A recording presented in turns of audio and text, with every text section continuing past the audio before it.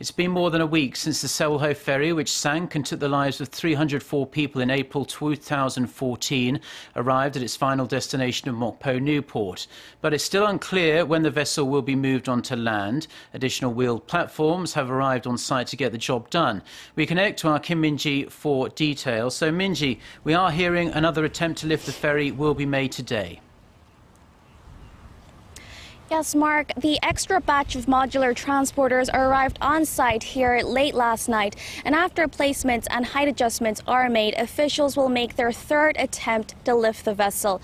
Originally, 480 transporters were to be used, but an extra 120 have been deployed to support the weight of the ferry, which has been revised to about 16,000 tons. Simply put, now that there are 600 transporters, they will have more capacity to support the weight of the ferry.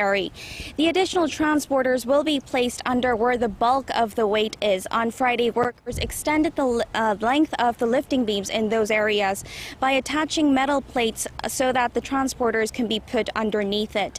So far, 2 test attempts have been made to lift the ferry, but both failed, with parts of the ferry not moving at all.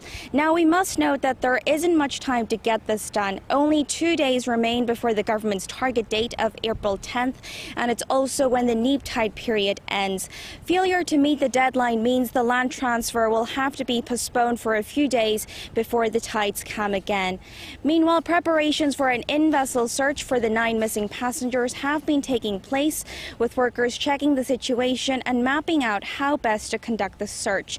They went in for about 24 meters and found that the walls and the ferry's basic structure had crumbled or were just hanging from the vessel. So it does sound pretty dangerous. Another inspection isn't going to take place today, but officials say the priority is the safety of the workers and that they'll install safety nets and carry out operations to remove objects that are likely to fall before the search takes place.